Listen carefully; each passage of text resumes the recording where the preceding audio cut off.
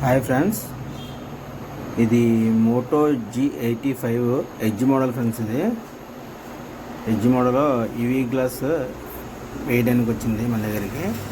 ఇది మనం Moto G85 edge glass అనేది మనం యూవీ గ్లాస్ అనేది ఫిట్ చేసాం.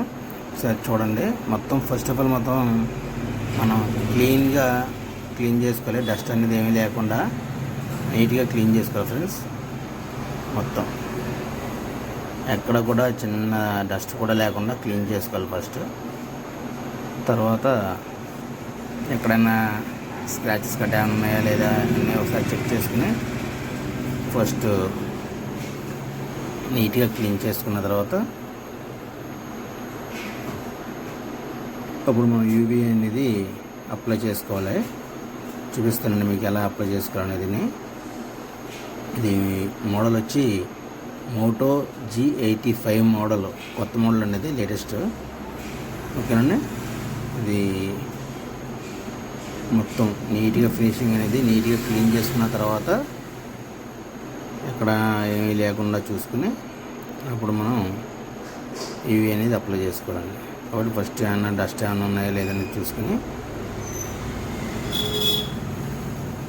చెక్ చేసుకోవాలండి మొత్తం. ఓకే అండి. మొత్తం నీట్గా క్లీన్ చేసుకున్నాం.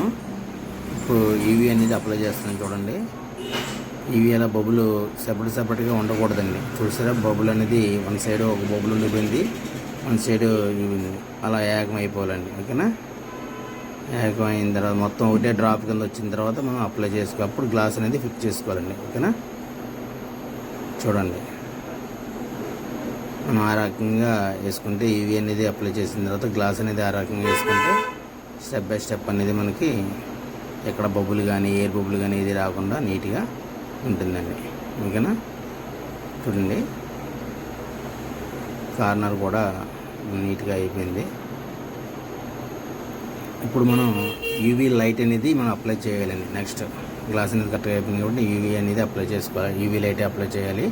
నేను యూవీ లైట్ సపరేట్గా నేను తయారు చేసుకున్నానండి. అది వేసుకుని నేను యూవీ అప్లై చేసుకున్నాను. ఈ సైడ్ కూడా అందులోకి వెళ్ళకుండా మనం స్టిక్కర్స్ అనేది యూజ్ చేసుకున్నాం. ఓకేనా ఫ్రెండ్స్. దీని ఫైనల్గా ఫినిషింగ్ అనేది చూడండి. గ్లాస్ అనేది ఎలా వచ్చిందో నీట్గా ఉంది. ఎక్కడ కూడా చిన్న బబుల్ కానీ ఏది డస్ట్ బిన్స్ ఏది కూడా డస్ట్ ఏమీ లేదు. ఓకేనా ఫ్రెండ్స్.